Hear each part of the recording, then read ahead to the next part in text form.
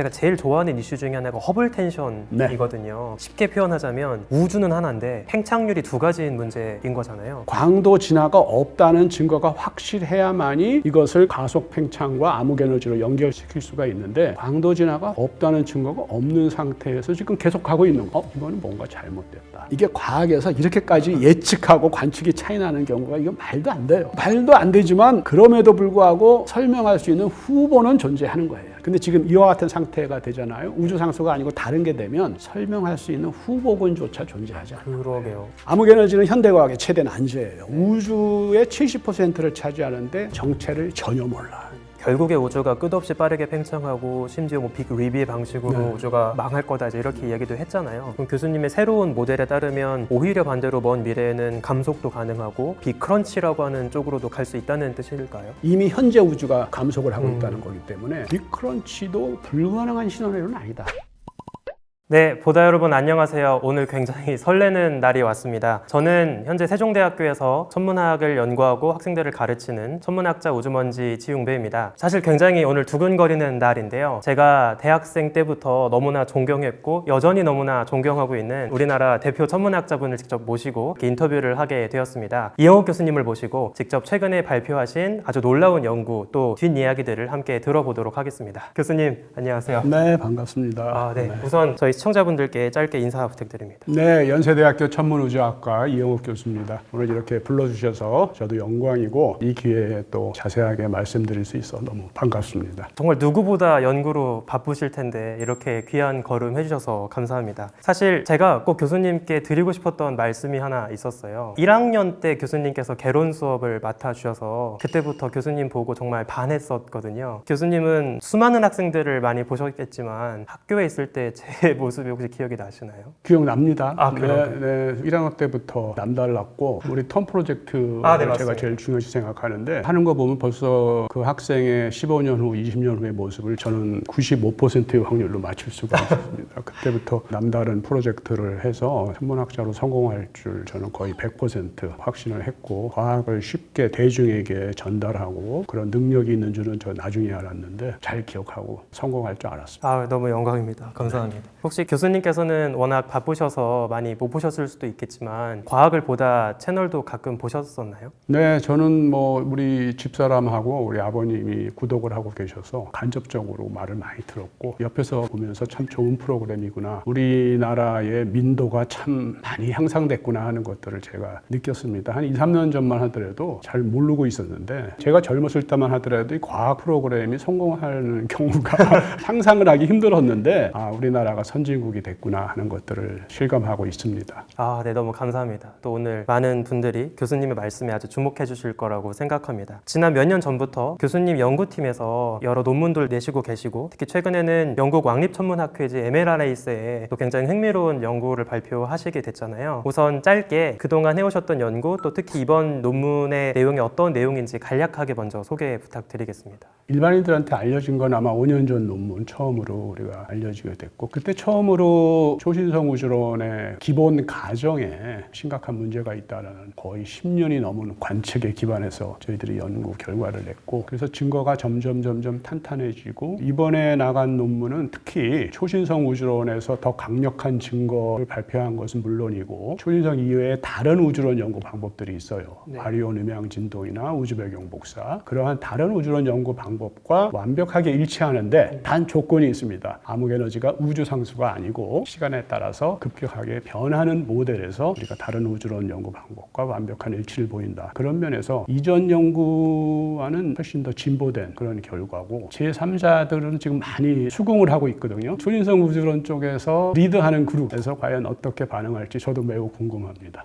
네. 자세한 이야기 감사합니다. 이제 본격적으로 좀 더 심층적인 질문을 드려보려고 하는데요. 말씀하신 그 초신성 연구를 리드하는 팀이라고 하면 우리가 그 98년도 당시에 당시에 아담 리스, 폴 서머터 이제 이런 연구팀들에서 서베이 연구로 이제 우주 가속 팽창이라는 게 나름 제시가 되고 그걸 기반으로 해서 혹시 암흑 에너지라는 게 필요하지 않을까 이제 이런 이야기들이 그때부터 스물스물 나왔었잖아요. 사실 전 이제 학생이었기 때문에 그냥 새로운 이론이 나왔구나 열심히 교과서대로 공부하고 이제 이런 입장이었는데 그때 당시에 연구 현장에 계셨던 교수님께서는 처음에 그 논문이 나오고 비교적 빠르게 받아들여지던 과정에서 크게 의심을 하셨었나요? 그때가 이제 98년 후반부인데 저기 갈렉스 모형이 있는데 네, 여기 갈렉스. 이 갈렉스 자외선 우주망원경 프로젝트를 우리 한국 최초로 나사하고 공동 연구를 하는데 제가 이제 한국 쪽 연구 책임자였기 때문에 저는 뭐 모든 노력을 이 프로젝트를 성공하는데 쏟아야 했어요. 사실 관심은 있었지만은 깊이 들여다보지는 못했는데 우리가 갈렉스 프로젝트를 미국 천문학회 연례 미팅에 우리 프로젝트가 이제 막 시작이었기 때문에 홍보하는 부스가 있었는데 그 옆에 초신성 우주론 연구팀이 우주가 가속 팽창한다라는 걸 홍보하는 부스가 있었습니다. 그래서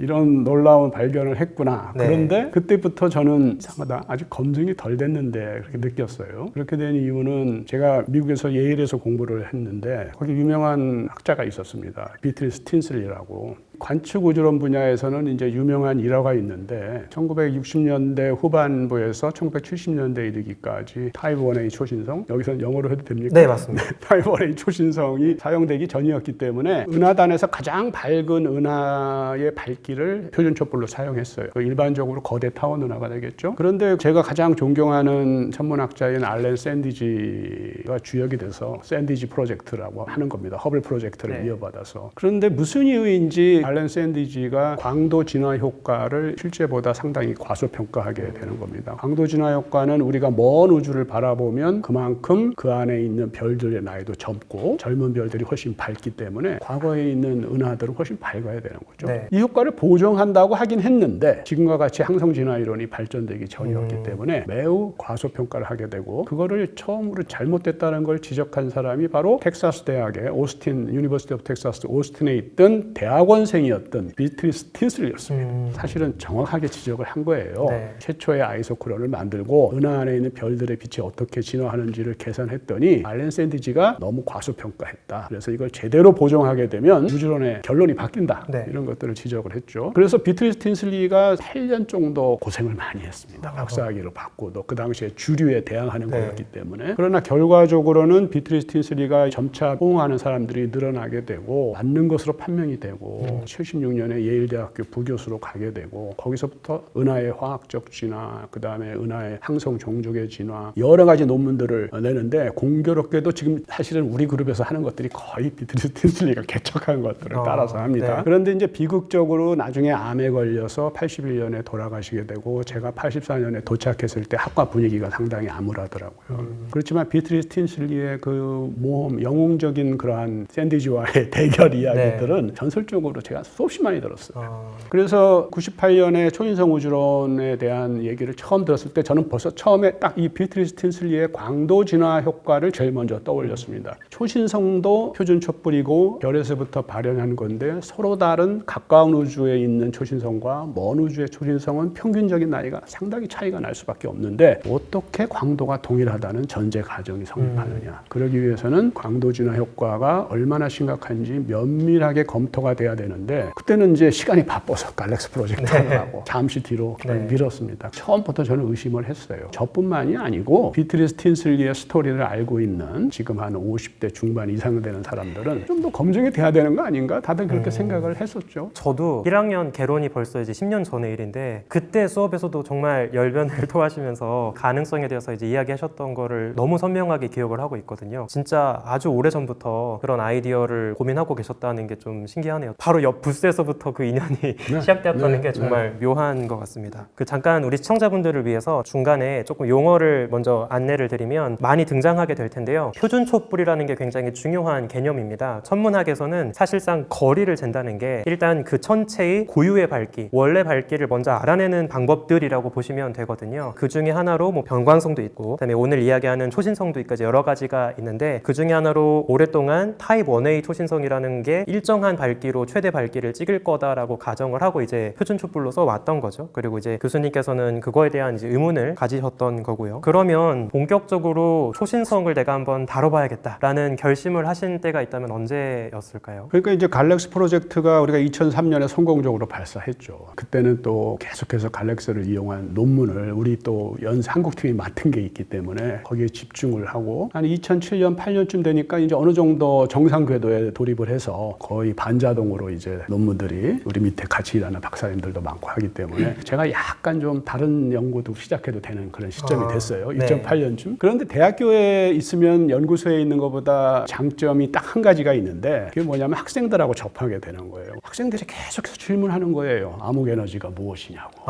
그때만 해도 저는 바로 이러한 이유에서 아직 검증이 덜 됐기 때문에 그거를 교양 과목에서까지 굳이 가르칠 필요는 없다라고 생각을 했습니다. 암흑 물질은 가르쳤지만 암흑 에너지는 아직 때가 아니다. 근데 계속해서 언론에서 마치 있는 것처럼 계속해서 하니까 교양 과목은 학생 계속 질문을 해요. 그래서 내가 좀 더 알아보고 가르쳐 주겠다. 그래서 학생들한테 강의를 할 때는 모르는 거를 아는 척 할 수는 없습니다. 네. 저는 양심상. 그래서 2008년 여름에 마침 또 그때 이제 구상성단에서는 제가 그래도 제법 유명한데 아무 데서도 오라는 데가 없어요. 여름에 주로 이제 국제학회들을 많이 하면 제가 이제 초청 강연하러 최소한 1년에 한두 번씩은 꾸준히 갔었는데 그 해는 아무도 오라는 데가 없습니다. 그래서 그 긴 여름방학 동안에 네. 이거 한번 조사해보자 해서 초신성 우주론에 대한 논문을 처음부터 시작해서 한 100여 편을 여름방학 동안에 쫙 읽었어요.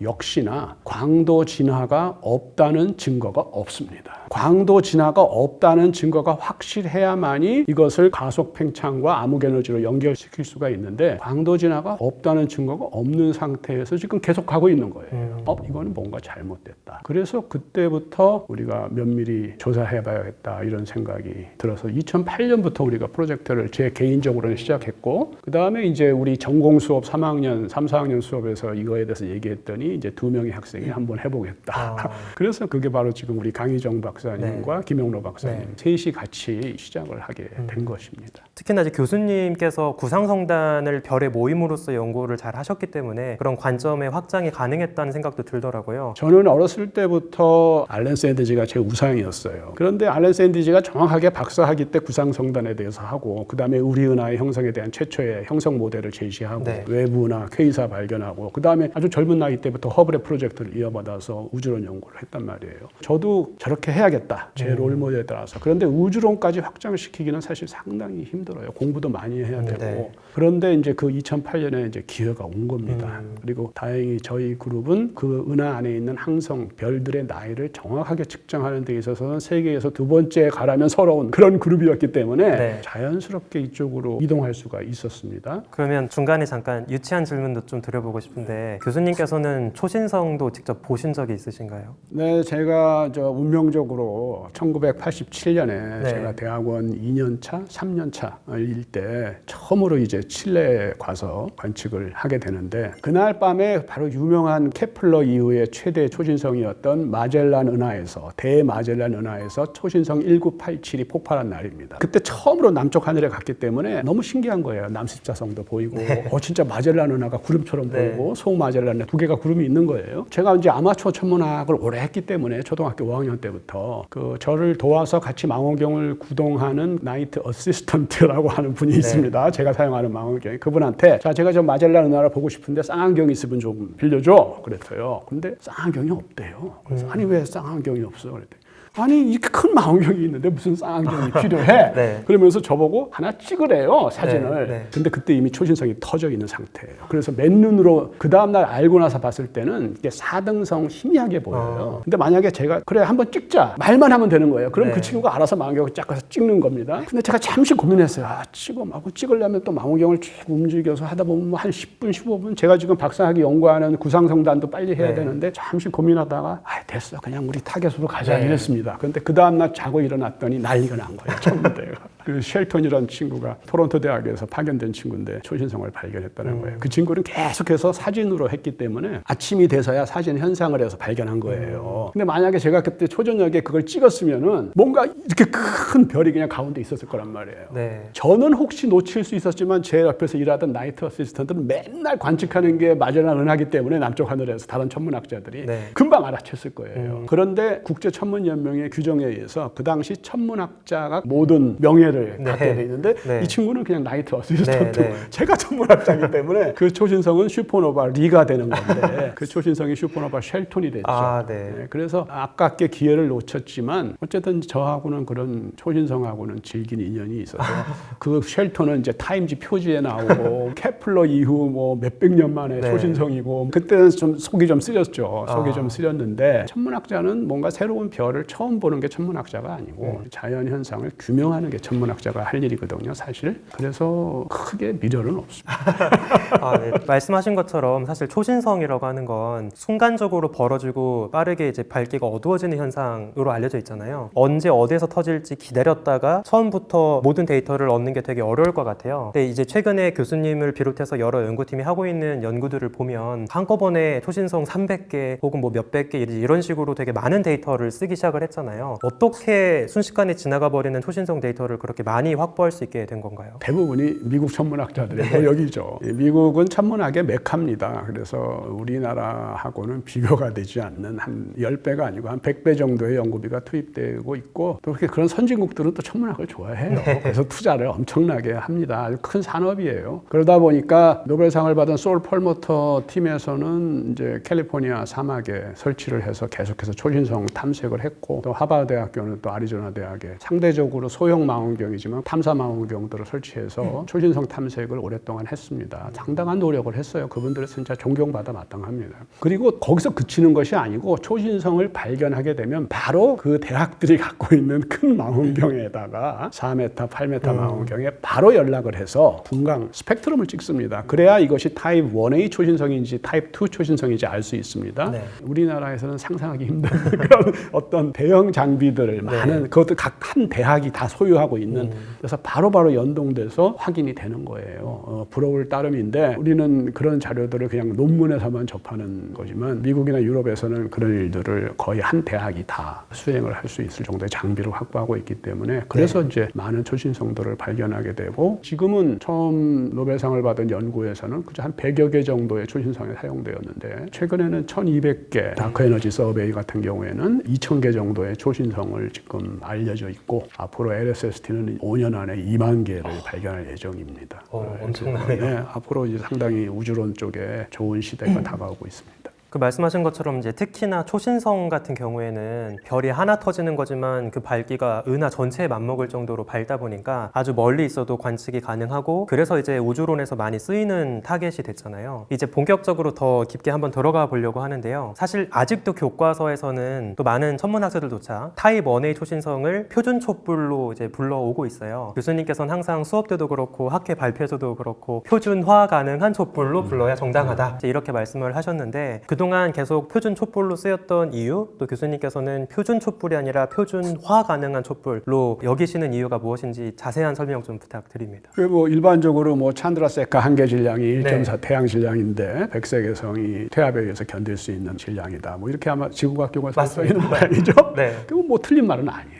분명히 거기에 대한 피직스가 그거고 탄탄한 피직스가 있습니다. 그러나 실제는 타입 1A 초신성의 밝기의 그 가장 정점에 있을 때의 밝기보가 한 1.2등급 정도 되는데 1.2등급이면은 거리가 60%가 왔다 갔다 하는 거기 때문에 전혀 표준 촛불이 아닙니다. 사실은 굳이 우리 지구과학 교과서를 개정하자면 세페이드 변광성의 주기 광도 관계가 있듯이 초신성에도 광도 곡선의 폭과 최대 광도 사이에 상관관계가 있어요. 그것을 필립스의 릴레이션, 필립스 관계식이라고 하죠. 네. 교과서를 개정하자면 광도 곡선의 폭과 광도 사이에 상관관계가 있다. 이렇게 하는 게 조금 더 정확하실 것 같습니다. 그런데 세페이드 변광성은 밝아졌다, 어두워졌다, 밝아졌다, 반복이 된단 말이에요. 네. 주기가. 이 주기는 매우 정밀하게 천문학에서 진짜 소수 8자리까지 측정할 수 있는 건 이거밖에 없어요. 다른 건 다 10의 7승인지 8승인지도 모르는 상황인데 그런데 이 초신성은 한번 쭉 밝아졌다가 천천히 툭툭툭툭 그게 끝이에요. 다시 밝아지지 않기 때문에 정확한 주기를 측정할 수가 없는 거죠, 당연히. 그래서 한 10여 년 동안 그걸 어떻게 표준 촛불로 사용할까 하고 고심을 했던 거예요. 그래서 미국 남반부 천문대 CTIO, 세로 톨로로 인터 아메리칸 옵저버터리에 있던 필립스라고 하는 천문학자, 그 다음에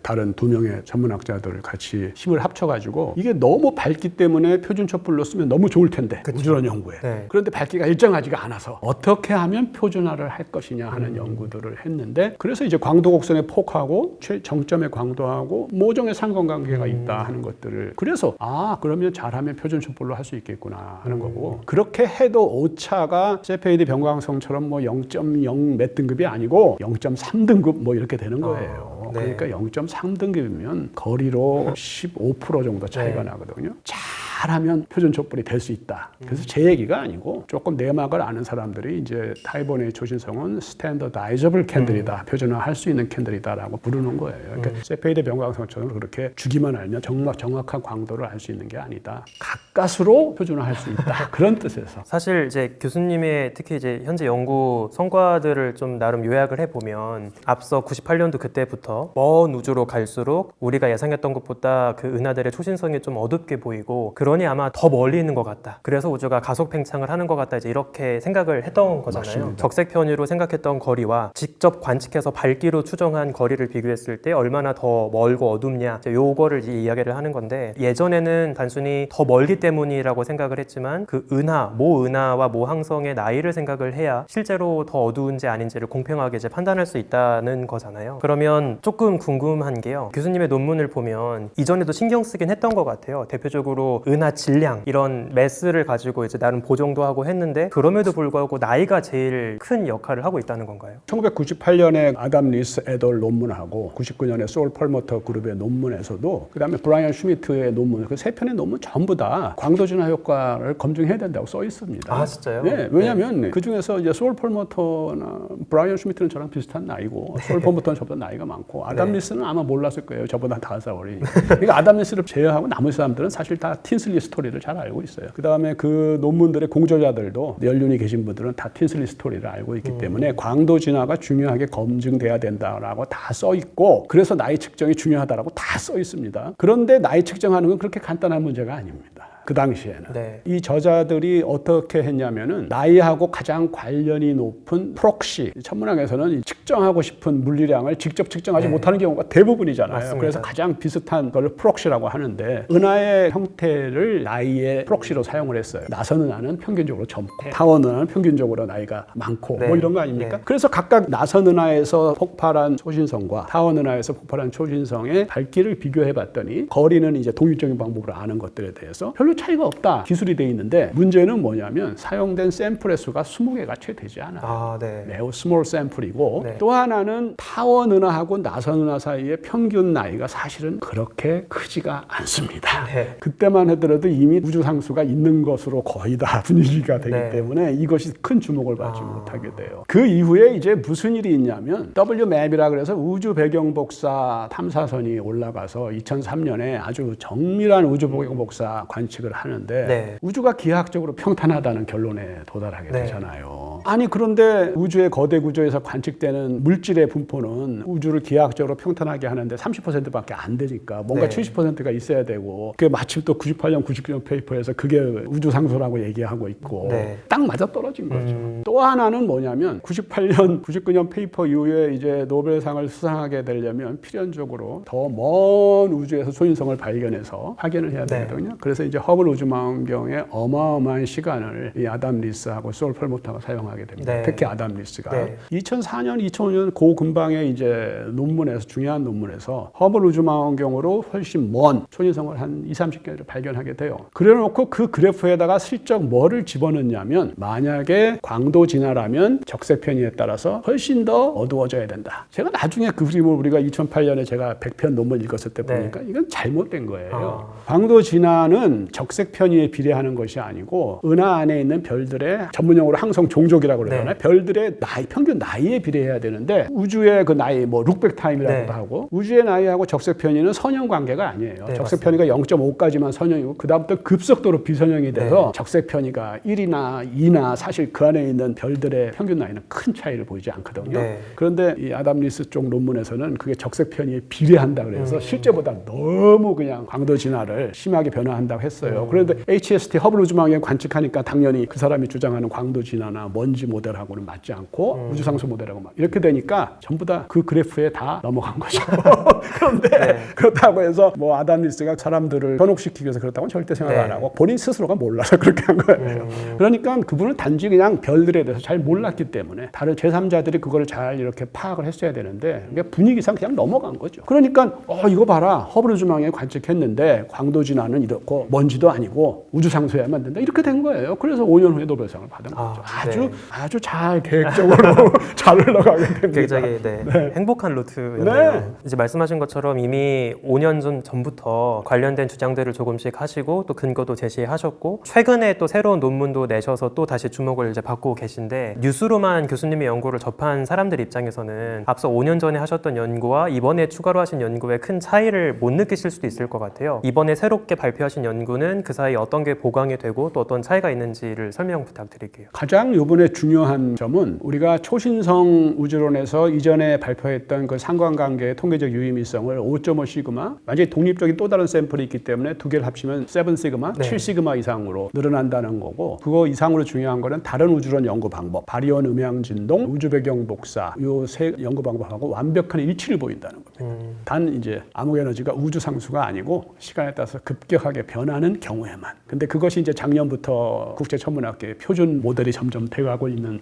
지금 패러다임이 좀 변하기 시작하는 때이기 때문에 아주 시기적절한 시점이죠. 근데 제일 중요한 거는 저희가 집중적으로 연구하는 초신성 말고도 다른 두 가지 대표적인 우주론 연구 방법과 완벽한 일치를 보인다. 그게 가장 중요한 점이 될 텐데, 아쉽게도 국내에 보도된 거는 주로 초신성에 대한 것만 계속 보도를 하는 것 같습니다. 네. 저도 꼭 그 말씀을 여러분께 드리고 싶었고요. 계속 이제 교수님께서 이번 연구 말씀해 주시면서 중간중간 대지와의 비교를 통해서 결과가 더 개선되었다, 이런 뉘앙스의 말씀을 많이 해주셨는데요. 대지가 어떤 관측인지, 또 이번에 활용하신 그 대지의 바리온 음향 진동이라는 게 어떤 천문학적으로 의미를 갖고 있는지 간단하게 좀 설명을 부탁드릴게요. 바리온 음향 진동은 초기 우주에 있었던 우주 배경 복사의 플라즈마의 그 파동이 우주가 계속 팽창하면서 식으면서 이제 더 이상 플라즈마 상태가 아니면서 특정한 구조가 이제 고착이 되는 거예요. 고착이 된 다음에 우주의 팽창 때문에 그냥 그대로 커지는 거예요, 비례해서. 그것이 오늘날 관측되는 우주의 거대 구조가 되는데, 오늘 현재 시점에서 약 147 메가파섹 정도 되는 크기를 가질 거라고 생각해요. 그렇기 때문에 우리가 이제 그 구조를, 서로 다른 거리에 있는 구조를 관측하면 멀리 있으면 각도가 줄어들고 이렇게 돼서 그 각도를 측정하는 거예요. 그래서 이 바리온 음향 진동은 표준 잣대 방법이다, 이렇게 부를 수가 있겠죠. 그 잣대의 크기가 147 메가파섹이라는 것이기 때문에 가까우면 각도가 크고 멀리 있으면 작아지고, 그래서 초신성이 하고 있는 표준 촛불 방법하고는 완전히 독립적인 방법이죠. 표준 잣대 방법으로 거리를 측정하는. 작년에 그 프로젝트도 진짜 야심찬 프로젝트입니다. 10년 이상 공동저자가 300명이고 수천억이 투입된 부러운 프로젝트죠, 한국에서는. 그러한 프로젝트가 이제 예비 결과를 발표했는데 우주상수 모델하고는 좀 벗어나는 것 같다는 거예요. 그러면서 시간에 따라서 급격하게 변하는 암흑에너지 모델이 가장 선호된다, 이렇게 되는 거고, 문제는 작년 그리고 금년 초에 대지의 첫 번째 데이터 릴리즈, 두 번째 데이터 릴리즈 발표할 때 자기만의 결과를 발표했더라면 아마 그들도 현재 우주는 이미 감속 팽창 단계다, 이렇게 주장할 수 있었을 겁니다. 그런데 통계적 유의미도가 바리온 음향 진동과 우주 배경 복사를 합쳐도 3.1 시그마 정도가 됩니다. 그래서 거기다가 이 저자들이 초신성 결과를 또 합칩니다. 그랬더니 앞으로의 우주는 감속 팽창에 돌입하지만 현재 우주는 아직도 가속 팽창하고 있다. 그런 결론을 가장 대표적인 결과로 그 논문에서 다루고 있는데, 요번 이제 저희가 그 수정된 초신성 나이 편향 효과를 반영해서 수정된 초신성 결과는 바리온 음향 진동만 사용한 결과하고 바리온 음향 진동에다가 우주 배경 복사를 합친 결과하고 완벽하게 똑같아요. 그러니까 초신성 데이터 혼자 튀든 것이 바리온 음향 진동 결과의 가운데 딱 떨어지게 되는 겁니다. 그래서 이게 이제 대단히 놀라운 결과가 되는 거고, 드디어 표준 촛불에서 구한 거리와 표준 잣대에서 구한 거리가 일치하게 되는 사건이 벌어지게 되는 거죠. 이건 뭐 과학에서는 독립적인 방법이 똑같은 결과를 낸다는 건 대단한 중요한 역할을 하니까요. 그래서 이번 저희 결과의 가장 중요한 게 그렇습니다. 저희의 수정된 초신성의 거리 스케일이 바리온 음향 진동 단독으로 구한 것과 바리온 음향 진동의 우주 배경 복사를 합친 결과하고 완벽하게 일치한다. 단 우주 상수가 아니고 네. 시간에 따라서 변하는 그런 암흑 에너지 모델에서 그런 일이 벌어진다 하는 얘기예요. 이게 가장 중요한 일이고 저희 팀이 계속해서 이제 국제학회에서 발표를 할 때 한 명도 반론을 제시하는 사람들이 없습니다. 서로 다른 방법이 일치한다는 것은 과학의 역사에서 항상 진실에 가까웠기 때문에 제3자는 지금 상당히 저희 결과에 대해서 호응을 많이 해주고 계세요. 저도 이게 너무 놀라운 그래프 결과라고 생각을 했던 게요. 학생 때 공부할 때 보면 CMB나 바리온 음향진동이나 다른 애들의 유의 정도가 있잖아요. 거기에서 초신성은 겹치긴 하지만 약간 가장자리에 놓여 있단 말이에요. 어거지로 교집합을 찾아서 현재 우주 모델이 여기다라고 할 수는 있지만 썩 마음에 들진 않았거든요. 네, 그럼에도 불구하고 저희의 나이 편향 효과를 하면 초신성 혼자 더 떨어지니까 네. 사람들이 이제 항상 우리 효과가 서로 맞다 하더라도 바리온 음향진동하고 우주 배경 복사는 계속해서 LCDM 우주 상수를 지지하는데 왜 그러느냐 이런 비평들이 많았죠. 근데 지금은 상황이 180도 바뀐 겁니다. 오히려 지지하는 오히려 바리온 음향진동과 우주 배경 복사가 저희 효과를 반영했을 때만 초신성하고 일치하는 거죠. 저희 효과를 반영하지 않으면 일치하지 않게 되는 그런 상황이 됩니다. 사실 제가 기억하기로 대지 팀에서 이제 첫 번째, 두 번째 데이터를 냈을 때 그 팀도 암흑 에너지가 여전히 있긴 하지만 과거에 비해서 좀 줄었다라는 뉘앙스로 이해를 했거든요. 그래서 제가 비유하기로 우리가 자동차를 탈 때 엑셀을 밟긴 한데 엑셀에서 서서히 발을 떼고 있는 정도가 된 것 같다. 정확합니다. 라고 이해를 한 거예요. 정확합니다. 근데 이번 교수님의 연구는 그 수준을 넘어서 브레이크를 밟기 시작했다라고 그렇습니다. 볼 수 있는 거예요. 그렇습니다. 그래서 중요한 차이점이 대지 BAO 팀이 자기의 결과만을 발표했으면 이미 동일한 결과를 얘기할 수 있었죠. 근데 아쉽게도 우리의 의견에 의하면 잘못된 초신성 거리 측정을 삽입하는 바람에 약간 좀 어정쩡한 결론을 낸 거예요. 그러니까 미래의 우주는 감속 팽창으로 접어들지만 아직은 가속 페달에 발이 있는 가속하고 있는 우주가 된 거고 저희 결과는 이미 현재 말씀하셨듯이 브레이크 페달에 발이 들어가 있는 이미 감속 단계에 들어간 그런 상황이다. 너무 흥미롭네요. 결과적으로 교수님의 현재 연구 결과까지만 보면 우리가 소위 암흑 에너지라고 불렀던 우주 상수가 사실은 우주 전체 에너지 밀도의 70%를 차지하는 일정한 상수는 아니고 우주 역사 시간에 따라서 뭔가 변화하는 타임 베리언스 물리량이다라고 이제 말씀을 하시는 거잖아요. 궁금해지는 게 그럼 교수님께서 생각하시는 우주 안에서는 암흑 에너지가 태초부터 없었던 건 아니고 특정한 시점에는 많이 있었지만 점점 시간이 흘러가면서 양이 줄어들고 있다라고 보는 게 맞는 건가요? 저희가 5년 전에 이제 처음으로 논문을 냈을 때는 암흑 에너지의 유일한 후보, 최소한 천문학자들에게는 우주 상수였죠. 저도 네. 그렇고. 그래서 그 당시에는 그 아인슈타인이 처음 언급했던 우주 상수하고 암흑 에너지가 막 혼재돼서 네, 썼습니다. 맞습니다. 이제 누가 인터뷰를 하러 왔을 때 저희는 우주 상수가 없는 것 같습니다 했어요. 그랬더니 우주 상수가 뭡니까? 이렇게 설명하기가 힘드니까 그냥 암흑 에너지요. 그러니까 암흑 에너지는 없다 이렇게 돼버린 거예요. 그래서 약간 좀 오해를 하시는 분들도 있는데 작년에 바리온 음향진동이 결과를 발표하기 전까지만 해도 이론 물리학자들은 다양한 신호가 있겠지만 최소한 천문학자들은 암흑 에너지는 곧 우주 상수였습니다. 그리고 저희가 반박하고자 하는 논문은 바로 아담 리스와 소울 폴모터의 논문이고 거긴 전부 다 우주 상수 돼 있으니까 그걸 반박하기 위한 거죠. 그러니까 저희가 만약에 암흑 에너지가 제가 없다 이런 말을 한 것 같지는 않지만 그런 말을 했더라도 그거는 우주 상수가 없다는 얘기지 암흑 에너지가 없다는 얘기는 아니에요. 지금처럼 시간에 따라서 급격하게 변하는 해괴망측한 암흑 에너지가 있다면 그건 당연히 또 설명이 가능하죠. 그건대로. 암흑 에너지가 있긴 있어야 되잖아요. 그래야 우리가 우주 배경 복사에서 말하는 그 70% 뭔가가 있어야 기하학적으로 우주를 평탄하게 만드니까. 그래서 암흑 에너지가 있기는 있습니다. 있기는 있는데 그 암흑 에너지가 작용하는 압력이 우주 상수를 1이라고 했을 때 최근에 한 40%밖에 안 되는 거예요. 네. 과거에는 훨씬 더 압력이 컸고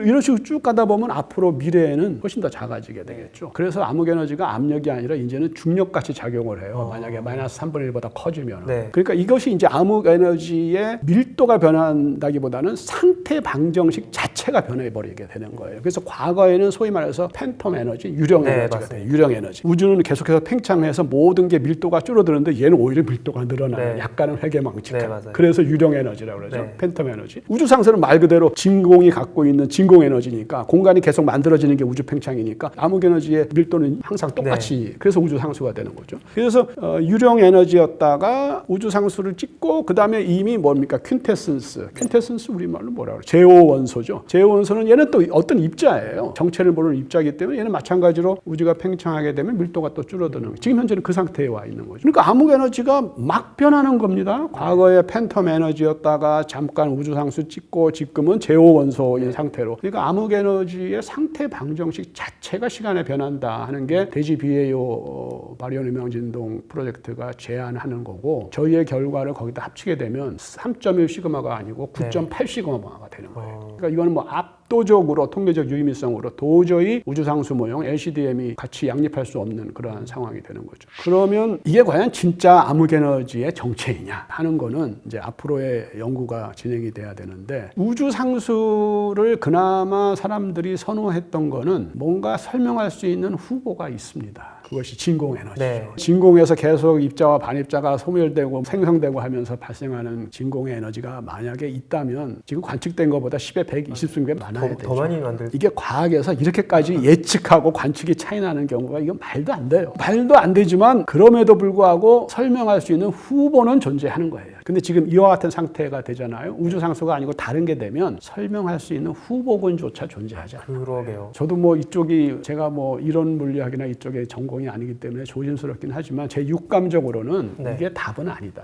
이거는 더 큰 발견을 향한 일종의 지금 우리가 중간 과정에 있는 것 같아요. 그래서 계속해서 이 연구가 진행이 되고 하면은 암흑 에너지의 진짜 정체가 무엇인지 알겠지만 현재의 그 프레임이 있지 않습니까? 네. 우주론에서 프레임, 우주 배경 복사, 바리온 음영 진동, 초신성 요 안에서 우리가 얘기할 수 있는 가장 합리적인 얘기는 암흑 에너지가 시간에 따라서 약해지고 상태 방정식이 계속해서 변하고 있다. 이렇게 말하는 것이 지금 현재로서는 가장 합리적인 대답이다 해서 과학자들이 그렇게 얘기하고 있는 거지 최종 답은 아닐 가능성이 있습니다. 최근까지는 가속 팽창을 좀 받아들이는 쪽에서는 결국에 우주가 끝없이 빠르게 팽창하고 심지어 뭐 빅 리비의 방식으로 우주가 망할 거다 이제 이렇게 이야기도 했잖아요. 그럼 교수님의 새로운 모델에 따르면 오히려 반대로 먼 미래에는 감속도 가능하고 빅 크런치라고 하는 쪽으로도 갈 수 있다는 뜻일까요? 결론적으로는 뭐냐면은 뭐 한 1, 2년 전만 하더라도 빅 크런치의 가능성은 아예 언급이 하면 안 되는 거였죠. 네. 우주가 계속해서 싸늘하게 식어가는 그런 운명을 맞이할 수밖에 없다고 했는데 작년에 대지 BAO 프로젝트부터 시작해서 그리고 이번에 저희 논문은 이미 현재 우주가 감속을 하고 있다는 거기 때문에 그런 점에서 다른 것이죠. 이전 결과하고. 빅 크런치도 불가능한 시나리오는 아니다. 이게 정확한 대답인 것 같아요. 빅 크런치가 반드시 일어난다가 아니고 빅 크런치도 불가능한 시나리오는 아니다. 근데 이건 이제 우주의 전체 밀도가 어떻게 되는지 만약에 1.01 조금이라도 크면 일어날 수 있는 거고 0.99 그러면 안 일어나는 겁니다. 1.00이라도 안 일어나게 되고 그런데 우리가 이제 초기 우주에 뭐 인플레이션 모델도 있고 하기 때문에 1.00을 선호하잖아요. 여러 이론적인 근거로 인해서 조심스럽게 언급해야 되는 이유가 그래서 그런데 만약에 1.01만 되더라도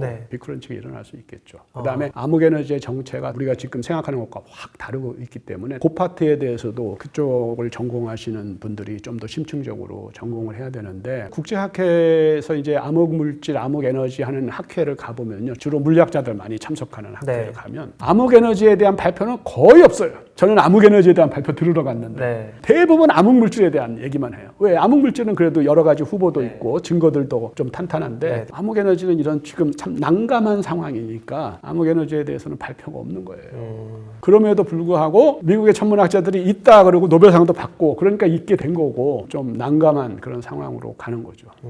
그 아까 말씀하신 암흑 에너지의 상태 방정식이 변할 수 있다라는 말씀을 들으면 사실 고전적인 모델에 기반해서 유추했던 우주의 나이도 좀 달라질 여지가 있지 않을까. 우리가 지금 알고 있는 137.8억 년이라고 하는 그 값도 좀 달라질 수 있지 않을까라는 생각이 드는데 가능성이 있나요? 저희 결과 그다음에 작년에 발표됐던 대지 BAO 결과에서 가장 선호하는 허블 상수 값이 한간에 알려진 것보다 좀 작은 값입니다. 65 정도 되기 때문에 허블 상수가 내려가면 우주의 나이가 늘어나잖아요. 그래서 이 암흑 에너지의 변동이 있음에도 불구하고 허블 상수도 또 내려가는 것 때문에 놀랍게도 우주의 나이는 137억 년 근처에 계속 머물고 있어요. 저도 많이 줄어들 줄 알았는데 네. 허블 상수 문제 때문에 그런 것 같습니다. 그래서 우주 상수는 일단은 드러나는 수치로는 크게 변화가 없어 보인다. 그 결정적인 이유는 이제 허블 상수 값이 줄어들기 때문에 그렇다. 그러니까 또 허블 텐션하고도 또 관련이 있겠죠. 네. 앞으로 가야 할 길이 멀죠. 그걸 다 설득을 하려면 네. 우리도 또 추가적인 증거를 또 찾아내야 되고. 네. 너무 기대가 많이 되는 연구인 것 같습니다. 전 이게 너무 흥미로운 게 저도 이제 조금씩 간접적으로 요새 연구도 하고 있지만 제가 제일 좋아하는 이슈 중에 하나가 허블 텐션이거든요. 쉽게 표현하자면 우주는 하나인데 팽창률이 두 가지인 문제인 거잖아요. 전통적으로 우주 배경 복사로 측정한 우주가 있고 초신성 우주론에 기반해서 은하를 관측해서 유추한 우주 팽창률이 있는데 우주 배경 복사로 잰 거보다 은하로 잰 게 좀 더 빠르게 나온단 말이에요. 이게 왜 팽창률이 다르게 나올까를 아직도 완벽하게 설명을 못 하고 있는데 교수님께서 발표하신 연구 논문을 보니까 이게 허블 텐션의 답 아니야? 약간 이런 생각도 들더라고요. 허블 텐션이라는 그 수수께끼가 어떻게 풀릴 가능성이 있을지 설명 부탁드려도 될까요? 허블 텐션에 이제 널리 알려진 거는 이제 아담 리스가 이 문제를 제일 먼저 제안했죠. 네. 이 아담 리스 팀에서 이제 고전적인 방법으로 측정한 허블 상수가 약 73km/s per 메가파섹이 되고 네. 우주 배경 복사가 67 정도인데 전제 가정이 있어요. 우주 상수를 가정했을 때 네. 암흑 에너지가 우주 상 소위 말해서 LCDM 모델을 네. 표준 우주 모형을 가정했을 때 그렇게 되는 겁니다. 그런데 사실 웬디 프리드만이라고 우리 카네기 시카고 허블 프로그램 CCHP라고 하죠. 네. 카네기 연구소에 있다가 지금 시카고 대학에 계신 아담 리스보다 훨씬 오래전부터 허블 상수를 연구해 오신 분이 계신데 그분 그룹은 사실 지금 많이 떨어져서 69예요. 네. 그래서 만약에 웬디 프리드만의 허블 상수 값을 쓰면은 허블 텐션 뭐 그렇게 심각한 거 아닙니다. 네. 뭐 1 시그마, 1.5 시그마 별로 네. 큰 문제가 아니죠. 근데 이상하게 사람들이 아담 리스 쪽의 그룹에 73만을 사용하면서 계속 허블 텐션이 있다는 거예요. 이게 참 불행한 일입니다. 만약에 웬디 프리드만 쪽에 값을 쓰면 허블 텐션 더 이상 문제가 아니고 그럼에도 불구하고 67하고 69의 문제가 있잖아요. 네. 그다음에 지금 저희가 가장 선호하는 우주 모형 시간에 따라서 급격하게 변하는 전문용어로 W0 WACD 네. 모델 이거에 의하면은 허블 상수가 64예요. 그러면 허블 텐션이 더 심각해질 수가 있습니다. 물론 오차는 플러스 마이너스 2예요. 네. 그러니까 뭐 계속해서 5 시그마 혹은 4점 몇 시그마 정도 되니까 더 심각하지는 않습니다. 오차까지 고려하면은. 그러나 어쨌든 절대값은 훨씬 낮아지게 되는데 이게 어떻게 해결될 수 있냐면 우리가 고전적인 방법 뭐 둘 다 웬디 프리드만이나 아담 리스나 사용하는 그런 초신성을 이용하는 방법은 이제 칼리브레이션이 필요하죠. 그래서 우리랑 가까운 소위 칼리브레이션 은하들을 사용하는데 걔네들은 세페이드 변광성이 허블 우주망원경으로 관측이 되는 비교적 가까운 은하면서 동시에 타이번의 초신성이 폭발한 그런 은하들입니다. 고전적인 세페이드는 전부 다 항성 종족 1이에요. 젊은 항성에서 발현합니다. 그렇기 때문에 칼리브레이션 은하들은 전부 다 나선 은하나 불규칙 은하입니다. 타원 은하는 하나도 없어요. 네. 그러니까 평균적으로 항성 종족이 젊은 거예요. 네. 거기에서 타이번의 초신성의 절대 등급을 아담 리스 같은 경우에는 마이너스 19.25 등급이다. 이렇게 딱 얘기를 합니다. 그런데 실제로 허블 상수를 구하는 거는 조금 그보다는 좀 먼 데서 적색 편유로 0.02에서 0.15 이내에 가까운 은하들을 가지고 왜냐면 그게 이제 접선의 기울기이기 때문에 그거보다 멀어지면 이제 우주 모델에 따라서 달라지기 시작하거든요. 걔네들은 모든 은하를 다 씁니다. 그럼 거기에는 젊은 은하도 있고 늙은 은하도 있기 때문에 평균적으로 나이에 차이가 생기겠죠. 저희가 발견한 게 10억 년당 0.03 등급 정도 변한다는 거예요. 젊은 은하는 더 어두워지는 쪽으로. 그런데 이 칼리브레이션 샘플하고 허블 플로우 샘플 사이에서 나이가 만약에 3기가가 차이가 난다. 그러면 어떻게 해요? 거기다 곱하기 0.03. 그럼 거의 0.1등급이에요. 0.1등급을 우리 고등학교 때의 거리지수 공식에 집어넣으면 정확하게 거리가 5% 변하게 됩니다. 그런데 만약에 우리가 웬디 프리드만의 69에다가 이 5%를 정확하게 되면 65로 팍 떨어지게 됩니다. 제가 제일 선호하는 값이 65 플러스 마이너스 2입니다. 사실은. 이런 말을 공공연히 하기에는 지금 아직 분위기가 안 됐어요.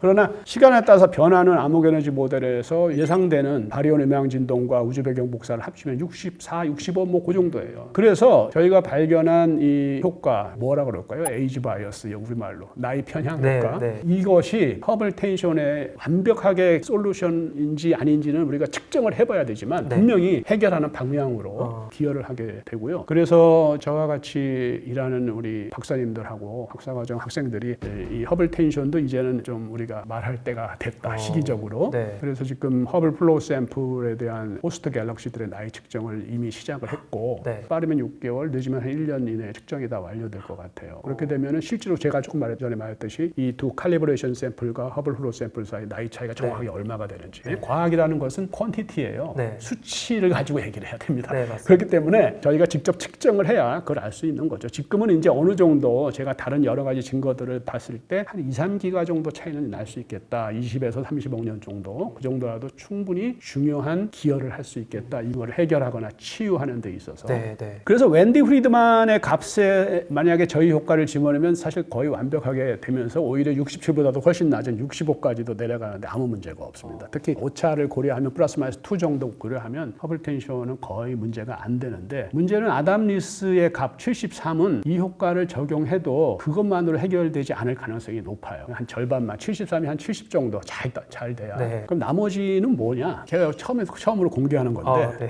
매우 회개망측한 일들을 해놨습니다. 그 소위 판테온이라고 하는 그 샘플에서 네네. 아담 리스 팀의 초신성 그 샘플에 보면은 이게 이제 먼지에 의한 소강 가지고 하는 일인데, 나이의 프록시로 이제 은하의 질량이 많이 사용됐습니다. 그래서 질량이 적은 은하들은 평균 항성 종족이 이제 젊은 경우가 많아요. 우리 마젤란 은하 같이. 이 그룹이 하는 것은 10의 10승 태양 질량을 기준으로 해서 그것보다 질량이 작은 경우에는 네. 저희가 믿기는 평균 항성 종족이 젊기 때문에 어두워요. 그 안에서 네. 발현한 초신성이. 이 어두운 초신성을 다시 밝게 만들기 위해서 그쪽 그룹에서는 이게 정확하게 한국말이 없어요. RV라고 천문학에서 하는 네네. Total to Selective Extinction Ratio라고 합니다. 이거 한국말 좀 만들어서 네. 밑에 자막 깔아주시고. 네, 네. 이 먼지가 있을 때 빛이 어두워지는 효과를 훨씬 더 크게 가정을 합니다. 반면에 상대적으로 질량이 큰 거는 그 값을 적게 씁니다. 이 그룹에서는 질량이 작은 쪽에 그 RV 값을 상대적으로 큰 값, 질량이 큰 쪽에 상대적으로 작은 값을 하는데, 문제가 뭐냐면 저희가 갈렉스 프로젝트로 여러 가지 일을 했지만 갈렉스 프로젝트의 주요한 성과 중에 하나가 바로 이 RV 값이 은하 질량에 따라서 어떻게 변하는지를 결정한 거예요. 왜냐하면 자외선 관측이기 때문에 먼지에 의한 소강을 상당히 잘 연구할 수가 있거든요. 결론은 뭐냐면 완전히 반대입니다. 그러니까 은하 질량이 작은 경우에는 오히려 RV 값이 작고, 은하 질량이 큰 경우 근데 얘는 완전히 반대로 썼어요. 그러면 관측된 게 어둡게 되는데 걔를 억지로 밝게 만들었습니다.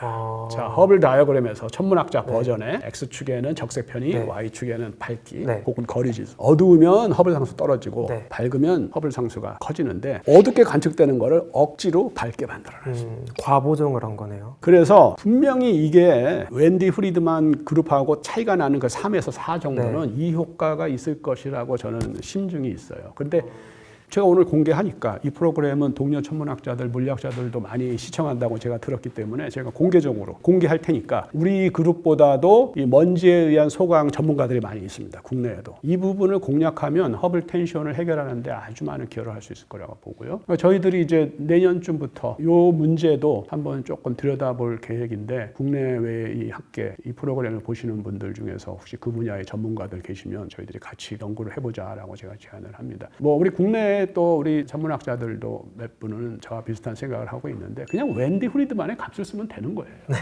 그런데 왜 사람들이 아담 리스의 값만을 쓰려고 그러면서 허블 텐션이 존재한다 그러느냐. 이게 참 불행한 일이에요. 첫 번째, 노벨상이 과학의 발전을 저해하는 몇 가지 경우가 있어요. 그런 걸 문제를 제시한 사람들이 과학 철학자들 사이에 최근에 많이 생겼습니다. 노벨상을 거부하는 운동도 하고. 이 경우가 대표적인 거예요. 분명히 문헌에 존재하고 값이 69도 있고 73도 있는데 무조건 73만 쓰는 거예요. 노벨상 완장 때문에. 그 당시에 허블 텐션과 관련된 논문이 1000편이 있었어요. 2년 전에. 다 허블 텐션을 다 해결할 수 있다는 주장을 하는 겁니다. 자, 오늘 아침에도 제가 아카이브를 보니까 한 편이 또 허블 텐션을 이렇게 하면 해결할 수 있다는 논문이 나왔어요. 대부분이 뭐냐면 우주 배경 복사 쪽에 잘못이 있어서 그쪽을 해결해서 67을 73으로 끌어올리려고 하는 시도예요. 근데 사실은 73의 문제가 있는 거거든요. 허블 텐션이나 우주의 가속 팽창이나 암흑 에너지는 거의 99%의 천문학적 문제입니다. 물리학적 문제가 아니고. 그러니까 이 프로그램을 보시는 물리학도 여러분 연구하지 마세요.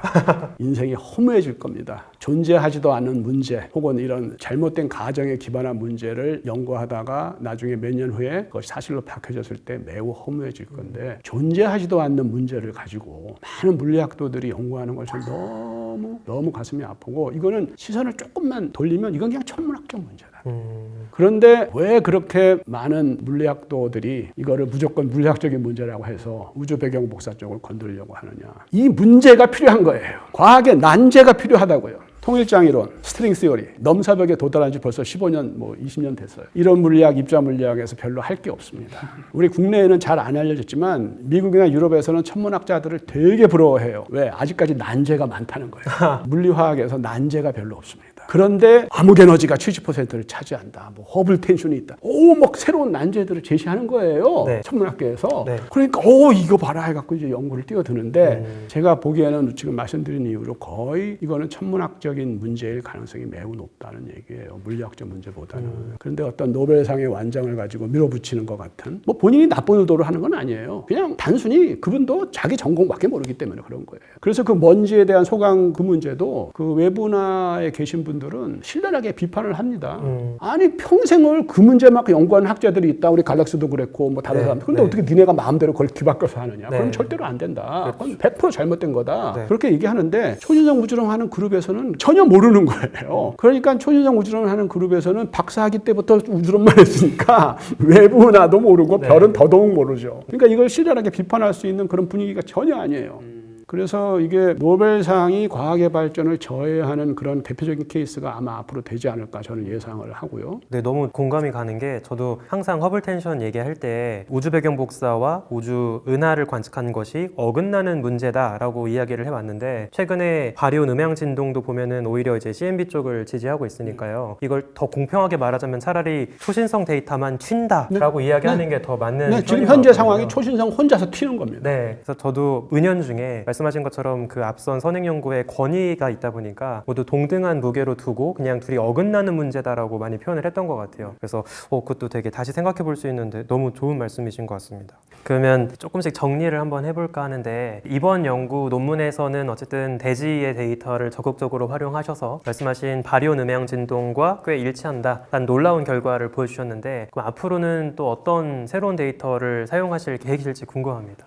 암흑 에너지는 현대과학의 최대 난제예요. 우주의 70%를 차지하는데 정체를 전혀 몰라. 특히 지금은 더더욱 미궁에 빠졌습니다. 그래서 JWST 같은 우주망원경을 개발하는 데만 20조 원이 들었고 운영비는 또 그거에 10에서 20% 매년 들지 않습니까? 우리는 상상하기 힘든 프로젝트인데 그것도 어마어마한 돈이 들어가니까 큰 산업이에요. 네. 큰 산업이고 거기도 일반 시민들이 낸 세금이 대부분의 기부금도 많이 내지만은 네. 시민들한테 뭐라고 말하겠습니까? 세금을 낸 사람들한테 왜 저 망원경을 만들어야 됩니까? 딱 두 가지 얘기합니다. 네. 우주의 70%를 차지하는 암흑 에너지의 정체를 규명하기 위해서 첫 번째, 네. 두 번째, 지구와 같은 행성에 지적 생명체가 있는지를 탐사하기 위해서 네, 딱 두 개만 얘기하지 다른 거 얘기 안 해요. 네.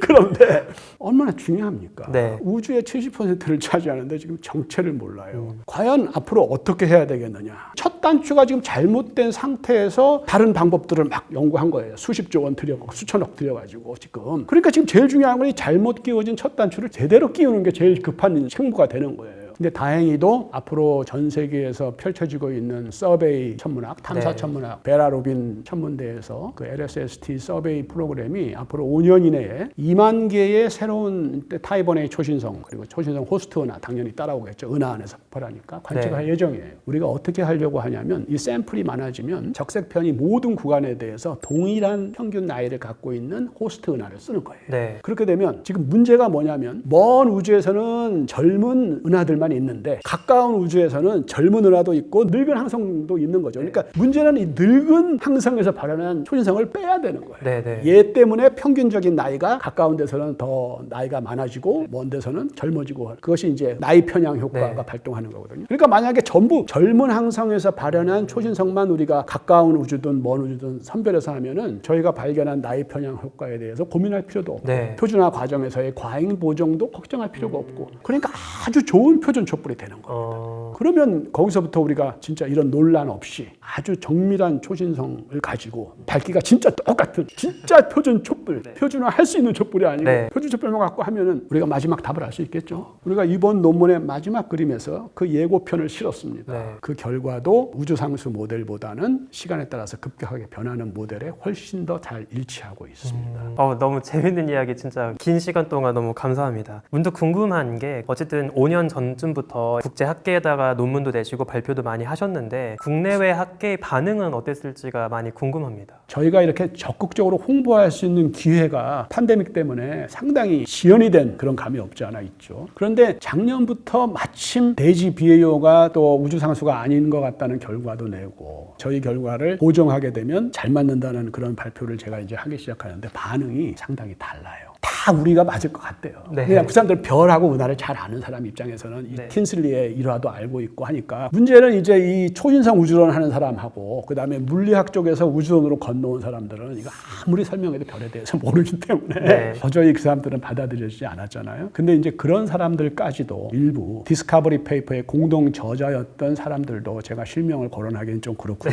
그런 일부가 우리 쪽을 이제 지지하기 시작했어요. 매우 좋은 징조고 금년에도 벌써 한 3번 정도 국제학회가 있었는데 저희의 결과에 대해서 반론을 제시하는 사람이 단 한 명도 없었습니다.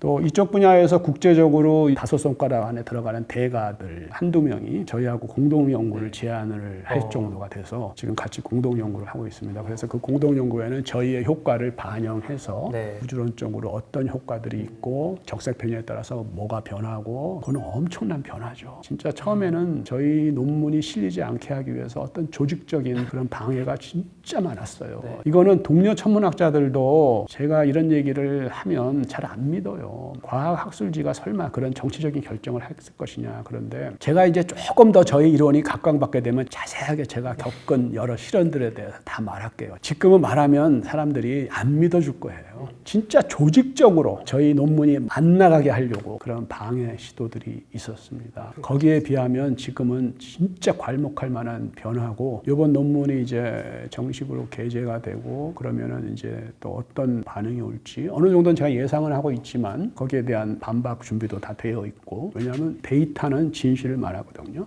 그리고 호스트 은하의 나이를 이렇게까지 광범위하게 오랫동안 측정한 거는 전 세계에서 우리 팀이 유일합니다. 진실은 힘이 있어요. 진실이 갖고 있는 힘이. 우리가 그다음 5년 동안에 엄청나게 외롭게 이 주장을 해왔지만 만약에 우리가 사실에서 조금이라도 벗어났더라면 그것도 다 힘들게 그 방해 공작을 뚫고 이게 왜 가능하냐. 진실은 우리 편이기 때문에 그래요.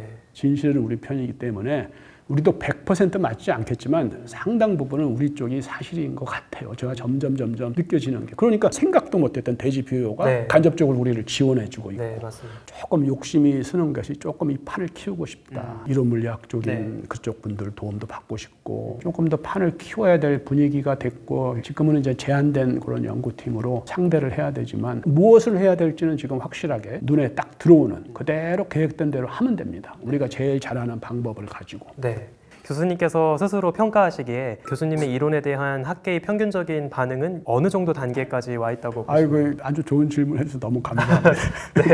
저 잊어먹고 있었는데 이게 제 말이 아니에요. 제가 그때 분명히 얘기했어요. 원래 그 말을 처음 한 사람이 그 MIT에서 그 엠바디 시뮬레이션 처음 했던 그 알라 툼리 교수. 알라 툼리 교수가 제가 박사학위를 받던 1989년에 미국 천문학회 미팅에 갔는데 그분이 초청 강연을 했는데 맨 끝에 이렇게 하시는 거예요. 그때 너무 감명받아갖고 제가 그걸 딱 기억하고 있었어요. 이게 MIT 교수도 그렇게 느끼는데 우리는 훨씬 더 심해요. 자, 이게 공식 제목이 뭐냐면 위대한 발견에 대한 학계의 반응이에요. 그냥 발견이 아니에요. 위대한 발견에 대한 학계의 반응. 우리가 영화를 보면은 뭐 아인슈타인 비슷하게 생긴 학자가 발표를 합니다. 그러면 청중이 전부 일어나서 기립박수를 하죠. 그런 일은 절대로 일어나지 않습니다.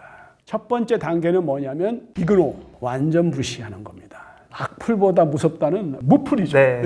완전히 무시합니다. 박사과정의 학생들이 진짜 힘들게 연구해서 우리 도서관에 연구 논문들이 있잖아요. 학술 저널에. 한국의 과학자들이 낸 논문의 60%가 2단계에서 완전히 잊혀집니다. 60%가 한 번도 인용이 안 돼. 외국의 학자들에 의해서. 자, 그러면 거기서 멈추면 안 되는 거예요. 후속 연구를 또 열심히 하는 거예요. 거기서 멈추면 그냥 잊혀지는 거예요. 나중에 서양 학자가 재발견하겠죠. 계속해서 후속 연구를 합니다. 그러면 이제는 무시할 수 없는 단계 하게 되잖아요. 두 번째 반응이 뭐냐면 That's not correct. 그것은 틀렸다예요. 자, 우리가 다행스럽게도 첫 번째 5년 전 논문에서 미국 천문학회에서 보도자료를 내주는 바람에 우리가 언론의 힘을 얻어서 첫 번째 무시되는 단계를 건너뛸 수가 있었어요. 이래서 이게 언론이 중요합니다. 이런 위대한 연구에는. 그랬더니 6개월 후에 이제 아담 리스 그룹에서 논문이 나왔죠. 네. 반박 논문이. 저는 이전에 다 알고 있었어요. 왜냐하면 아담 리스하고 이메일을 한 3개월에 걸쳐서 이메일로 논쟁을 많이 했거든요. 그래서 어떤 주장을 할지 알았는데 다 제 손바닥 안에 있는 거예요. 제가 다 쉽게 반론할 수 있는 것들이에요. 그래서 이런 논문이 곧 나오겠구나. 근데 역시나 나왔어요. 네. 나와서 이렇게 분석해봤더니 저희가 틀렸다는 것을 증명하기 위해서 거기서도 무슨 은하의 나이를 측정했다는 데이터를 가지고 초신성에 발견하고 은하의 나이하고 해서 했는데 우리가 발견하는 기울기, 상관관계가 발견이 안 된다는 얘기예요. 근데 걔네들이 사용한 데이터를 보니까 어떠한 문헌에도 존재하지 않아요. 발표가 안 된 데이터예요. 네. 미발표 데이터. 더 중요한 건 뭐냐면 이 그림 꼭 보여주세요.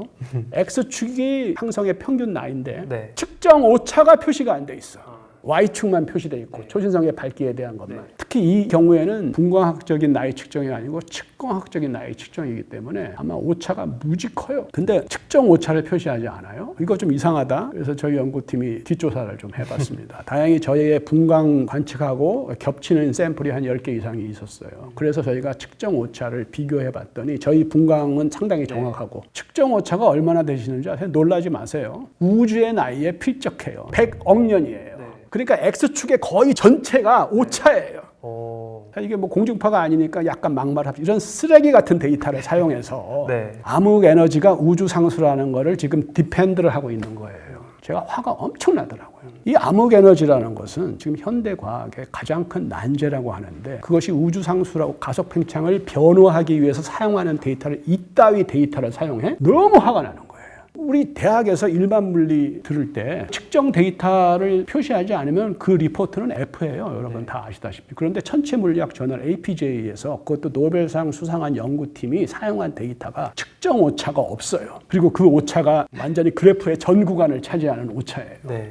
이게 뭡니까? 이래도 되는 건가요? 근데 그런 논문은 아주 급행으로 발표가 되고 저희 논문은 아주 막 힘들게 발표가 거의 불가능하게 만들고 이거는 전혀 공평한 상황이 아니다. 이건 진짜 잘못됐다. 너무나 잘못됐다. 그래서 그 데이터는 저희가 아주 손쉽게 네. 재반박을 할 수 있었고 제가 영어로 뭐라 그러냐면 In science, the data without error bar is not even the data. 과학에서는 측정 오차가 없는 데이터는 데이터도 아니다. 그 말 한마디면 끝나는 거예요. 그래서 그건 날아가고 또 다른 데이터가 있는데 이번에는 이제 벤 로즈라고 이제 나중에 아담 리스의 포스닥 박사후 연구원까지 한 학자인데 측공학적인 나이 측정을 했어요. 그러니까 오차가 크죠. 네. 그렇지만은 샘플을 상당히 저희가 원래 했던 분광학보다 크게 할 수 있는데 이 경우에는 상관관계가 보입니다. 상관관계가 보이는데 천문학에서는 이게 문제가 되는 것이 X축과 Y축의 측정 오차가 너무 커요. 대부분의 경우에 천문학적인 데이터. 특히 이 경우에는 나이 측정이 또 측공학적인 방법이니까 플러스 마이너스 한 2기가 뭐 3기가 되는 경우도 있고 그래요. 그러니까 X축의 오차가 되게 크기 때문에 기울기를 측정하고 상관관계의 통계적 유의미성을 할 때 매우 정교한 통계적 방법을 사용해야 됩니다. 그런데 그 부분에서 실수가 있었어요. 그래서 통계 다일루션 바이어스라는 것이 작용을 해가지고 실제 기울기보다 기울기가 절반밖에 안 되게 제시를 한 거예요. 그래서 저희 팀이 이제 최신의 우리 천문학에서 제일 많이 쓰는 MCMC 방법, 그 다음에 이제 약간 베이지안 통계를 해서 포스테리어를 사용하는 방법을 해서 했더니 기울기가 우리가 5년 전에 발표한 기울기하고 똑같이 나왔습니다. 거기다가 더더욱 좋은 것은 통계적 유의미성이 4.6시그마가 나왔어요. 우리가 원래는 3시그마였잖아요. 네. 그러니까 이 반박 아담 리스 팀의 반박 논문이 우리한테 중요한 힌트를 준 거예요. 네. 야, 측공학적 나이 측정 방법도 나쁘지 않아. 샘플을 10배, 100배 늘릴 수가 있기 때문에 최종적으로 통계적 유의미성은 훨씬 좋아진다. 그래서 우리가 그 데이터를 재분석했더니 오히려 우리의 원래 발견에 힘을 실어주는. 그래서 즉각 재반박 논문을 냈죠. 네. APJ. 자, 이 논문도 너무 힘들었어요. 논문 심사위원이 통상 APJ 한 명이잖아요. 네, 이 경우에 2명이 붙었는데 한 분은 그런대로 호의적인데 한 분은 끝까지. 그래서 우리가 계속해서 합리적으로 반박을 하니까 나 안 할래 그러고 나가버렸어요. 그래서 결국 그 한 분하고 상대를 했어요. 근데 그분도 자 니네의 상관관계는 인정한다. 그런데 그걸 우주론 쪽에 적용은 아직 하지 마라. 그래서 마지막 토의 섹션이잖아요. 그거 그냥 날려버렸습니다. 그거 빼고 출판할래? 그거 넣고 출판 안 할래? 이런 말도 안 되는 협박 이런 걸 받아서 할 수 없이 뭐 일단 내야 될 거 아니에요. 그래서 할 수 없이 우주론적인 토의는 빼고 우리가 발견한 상관관계만을 냈습니다. 그로부터 몇 년을 와신 상담을 해서 우리가 이제 3년 전에 2022년 논문에는 우주론적인 것까지 집어넣고 그 논문은 또 더 황당한 일을 당했습니다. 결국은 우리가 영국 왕립천문학회지에 내게 된 이유는 다 그런 일을 당했다고 생각하시면 돼요. 저희 팀이 영국 왕립학회지에 낼 때는 미국 천문학회지에서 황당한 일을 당해서 우리가 좀 더 객관적이고 열린 마음을 갖고 있는 유럽 저널에 냈다 이렇게 이해하시면 되거든요. 그런 일들을 우리가 쭉 겪어왔어요. 그러니까 두 번째 단계가 That's not correct인데 오히려 우리가 그 자료에서부터 우리가 맞는다는 걸 했죠. 그 다음에 우리가 또 이제 표준화 과정에서 이런 문제가 있고 뭐 그런 걸 3년 전에 제 생각에는 그게 스모킹 건 증거라고 생각하는데 그런 것들도 진짜 어렵게 출판을 했어요. 그러다 보니까 사람들이 이제 뭐라 그러냐면 그 다음 단계가 뭐예요? That's not important입니다. 그 다음 단계는 그거 중요하지 않아 이렇게 되는 거예요. 아니 그 전에 중요하다고 했잖아요. 이 디스커버리 페이퍼에도 분명히 그 나이 편향 효과 중요하다. 적색 편의에 따라서 동일한 나이를 갖고 있는 다 그렇게 해놓고 나서 갑자기 이제 와서는 That's not important. 그거 중요하지 않다는 거예요. 그런 효과는 있지만 그게 우주론적인 영향은 미미하다. 초신성은 그렇다 치고 바리온 음향 진동, 우주 배경 복사는 여전히 뭐 우주 상수를 지지한다 이런 식으로 약간 물타기 전략으로 가는 거예요. 그게 3단계. That's not important. 중요하지 않다. 그거를 이제 우리가 많이 당해. 지금 그러고 있는 단계예요. 그러니까 상당히 많이 진전돼 왔죠. That's not correct는 우리가 성공적으로 재반박을 했고 오히려 거기서 우리를 지지해주는 증거를 찾아내고 That's not important 단계에 와 있다가 이번 논문에서 바리온 음향 진동과 우주 배경 복사가 사실 우리랑 똑같다는 걸 얘기를 했잖아요. 그 다음 단계는 뭐냐면 마지막 단계는 I have done that before. 사실은 내가 먼저 그걸 발견했다. 이런 그동안 우리를 그렇게 비합리적으로 반박하던 사람들이 갑자기 사실은 니네가 말하기 전에 내가 10년 전에 그 얘기했어. 사실은 우주가 감속 팽창할 수도 있고 암흑 에너지가 우주 상수가 아닐 수도 있다는 얘기했다. 이런 얘기하는 거예요. 그래서 그 논문을 찾아보잖아요. 예를 들어서 만약에 그런 주장을 하면 제가 이것 말고 다른 데서도 이런 일을 한 두어 번 겪었기 때문에 다 알아요. 학계가 어떻게 보면은 이 얘기도 하고 저 얘기도 하고 모든 걸 다 한 거예요. 그러니까 사실 발견이라고 할 수 없죠. 과학자들도 인간인지라 이 인간의 그 비열하고 이런 것들이 전부 다 드러납니다. 그래서 우리가 받을 수 있는 가장 위대한 찬사는 뭐냐면 다른 사람이 내가 먼저 했다. I have done that before. 이러한 얘기를 들으면 끝난 거예요, 게임이. 기립박수하는 사람 절대 없습니다. 그런 소식이 들리기 시작하고 이 분야에 대한 국제학회가 더 이상 열리지 않게 됩니다. 왜냐하면 이 분야에 대한 국제학회를 열으면 우리가 주르륵 가서 얘기를 할 거 아니에요. 그러니까 그런 판을 벌어주기가 싫은 거죠. 우리가 이미 2006년에 우리 윤석진 교수님 사이언스에 냈던 주제 있잖아요. 그 분야에 대해서 더 이상 국제학회가 열리지 않아요. 그러면 끝난 거예요. 그럼 이제 역사의 한 페이지로 넘어가는 거예요. 그리고 또 다른 연구를 하게 되는 거죠. 이거를 우리가 최종적으로 진실을 했다고 그거를 그렇게 쉽게 인정을 절대 안 하는데 지금 현재 우리 단계는 그 3단계 That's not important 그 단계에 있었는데 이 논문이 지금 추가됐어요.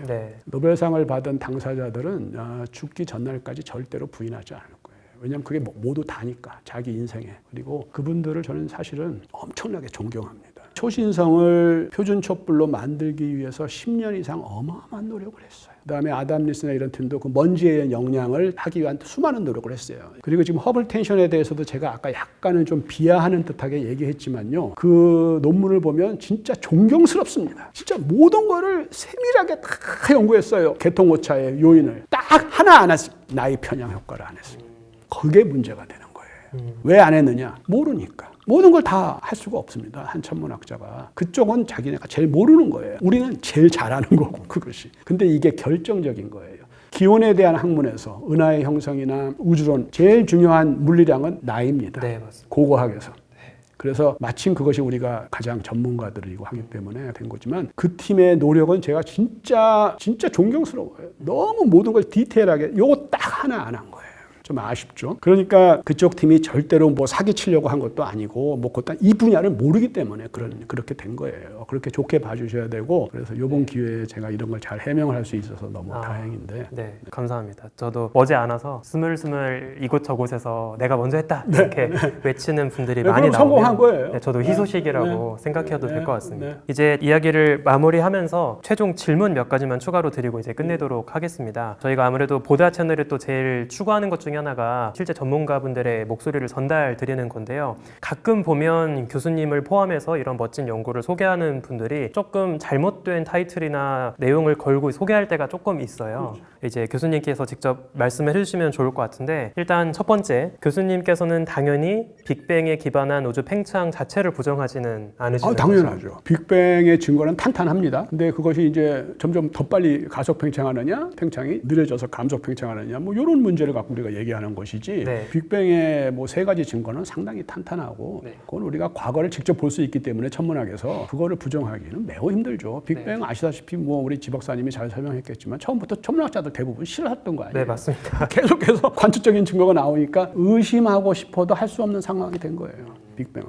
그러니까 빅뱅의 골격은 탄탄하고 그거에 대한 디테일의 일부를 우리가 반박을 하는 거죠. 네. 그리고 또 아무래도 이제 대중분들 입장에서는 키워드가 비슷하다 보니까 네. 헷갈리시는 분들이 네. 많은데, 교수님께서 암흑 에너지 우주 상수를 연구하시는 게 아니라 암흑 물질을 부정하고 있다, 이렇게 좀 왜곡하시는 분들도 계시더라고요. 그러면 안 되죠. 네, 그래서 암흑 물질과 암흑 에너지는 엄연히 다르기 때문에 교수님께서는 암흑 물질에 대해서는 어느 정도의 의견을 갖고 계신지 여쭤볼 수 있을까요? 암흑 물질은 이제 제가 농담으로 이렇게 얘기하죠. 암흑 물질, 암흑 에너지 다 잘 몰라요. 네. 그런데 암흑 물질은 잘 모른다. 그러니까 네. 조금은 안다는 얘기죠. 네. 근데 암흑 에너지는 통 모른다. 아는 게 없어. 특히 지금 상황은 더 그렇죠. 우주 상수도 아니고 진공 에너지도 아니니까. 그러니까 암흑 물질의 경우에는 그래도 우리가 아는 게 있는 거예요. 후보군도 여러 개 있고, 뭐 콜드 다크 매터다, 핫 다크 매터다, 뭐 여러 뭐 입자들이다, 아직 발견되지 않은 입자들이다, 뭐 천문학적인 또 베리온이다, 뭐 여러 가지, 뭐 그거의 합이다, 뭐 뉴트리노다, 여러 가지 시오리들이 있습니다. 그래서 암흑 물질은 제가 증거는 훨씬 더 탄탄하다고 봐요. 그러나 통상 요구되는 증거, 천문학적인 증거에 비하면 그것도 좀 약한 것은 사실이죠. 만약에 한 4, 5년 후에 암흑 물질도 사실은 뭐 예를 들면 수정 뉴턴 역학이라든가 몽드라든가 뭐 이거다, 이런 결과가 나오더라도 특별히 놀랄 건 아니에요. 결론적으로는 암흑 물질은 훨씬 그래도 증거가 암흑 에너지에 비하면 좋은 편이다. 그러나 앞으로 어떤 결과가 나오더라도 놀랄 건 아니다. 네, 여전히 이제 현대 천문학 우주에서 제일 미스터리한 게 어쨌든 암흑 물질 그리고 암흑 에너지이다 보니까 앞으로 이 두 존재의 정체가 어떻게 밝혀지는지에 따라서 우주의 큰 그림이 완전 달라질 것 같습니다. 마지막으로 제가 교수님을 위해서 사실 소소하게 선물을 하나 준비했거든요. 이영욱 교수님께서는 제가 알기로 우리나라 천문학자 최초로 허블 펠로우를 하셨던 너무 멋진 천문학자 분이셔서 제가 기념해서 선물을 하나 갖고 왔습니다. 허블 건판 이미지로 만든 키링이 있습니다. 여기 저 베리어블하고 느낌표 있는 거. 네. 원래 노바인 줄 알았다가 이게 다시 올라가는 거예요. 광도 곡선이 노바면 떨어져야 되는데 소리상처럼 다시 탁 올라가는. 이게 발견의 순간이지. 네. 1923년. 네, 맞습니다. 이건 내가 제일 중요하게 생각하는 건판이에요. 그래서 이게 하버드 옵저베터리 공식 굿즈이기도 한데요. 그렇습니까? 네, 스마트폰을 대시면 이 허블 논문 뒤에 있는데 여기로 링크가 연결됩니다. 진짜요? 네, RFID가 들어가 있어서 제가 이번에 같이 논문 쓰신 다른 연구자들 분들 포함해서 총 5개를 준비했거든요. 그래서 너무 귀한 선물입니다. 이거는 진짜 돈으로 바꿀 수 없는 아는 사람만이 네, 맞습니다. 그 의미를. 이 느낌표가 갖고 있는 게 바로 발견의 순간이죠. 네, 맞습니다. 세상 사람은 아무도 몰랐는데 허블만 아는 거예요. 그날 밤에. 맞아요. 그날 밤에 광도 곡선이 다시 올라간다. 안드로메다는 외부 은하구나. 그 사람 벌써 알았지. 그리고 나서 논문은 1926년에 나가. 3년 후에 나가. 고맙습니다. 너무 감사합니다. 이제 현재 이런 논란들 때문에 우리가 크라이시스 오브 코스몰로지, 현대 우주론의 위기 뭐 이렇게 부르잖아요. 근데 그 위기에 대해서 아까 말씀하신 그 노답 같은 암흑 에너지가 언젠가 교수님의 증거를 통해서 노답이 아니라 노다욱, 의심의 여지 없는 증거로 바뀔 수 있기를 너무나 기대하겠습니다. 많은 연구자들 중에 저희는 이제 한 명에 불과한 거죠. 그 진실을 추구하는 데 있어서 이제 조금씩 벽돌을 쌓아가는, 그것도 거인의 어깨에서 하는 것이고, 수많은 천문학자들과 물리학자들의 지난 100여 년 동안의 연구죠. 허블부터 시작한다 그래도 거기서 우리가 다 거인의 어깨에 올라가서 다른 사람보다 벽돌을 한두 개, 우리가 갖고 있는 은하의 나이를 측정하는 그 도구를 가지고 조금 봤더니 뭔가가 보이는 거죠. 그래서 다른 사람들하고 다 같이 해야지 저희만 갖고는 절대 완벽한 답을 얻을 수가 없습니다. 거기에 일부 기여하는 거죠. 마지막으로 저희 시청자분들께 짧게 소감 한마디만 해주시고 이제 끝내도록 하겠습니다. 글쎄, 이런 기회가 너무 소중한 것 같습니다. 우리나라가 이렇게 발전했구나. 우리 대한민국 국민들의 민도가, 특히 이 채널을 시청하시는 분들 진짜 멋지신 분들이다. 이런 채널이 있어서 제가 이런 걸 소상히 이렇게 얘기할 수 있지. 제가 사실 답답한 게 많았어요. 잘못 전해진 기뻐하신 것도 많았고 오히려 한국인인데 오히려 다 기뻐하지는 않는 전부 우리 편이 아닌 경우도 있고 그런데 이런 기회를 통해서 진솔하게 저희들이 다 전할 수 있게 되고 너무 귀한 시간이었고 이런 기회를 주셔서 좀 감사합니다. 네. 저는 뭐 언제라도 또 뭐 추가 연구 결과가 네. 있으면 또 전할 수 있으면 전하겠습니다. 네, 너무 감사합니다. 네, 오늘 이렇게 제가 너무나 존경하는 이호 교수님과의 이야기 여기서 마치도록 하겠습니다. 여러분 감사합니다.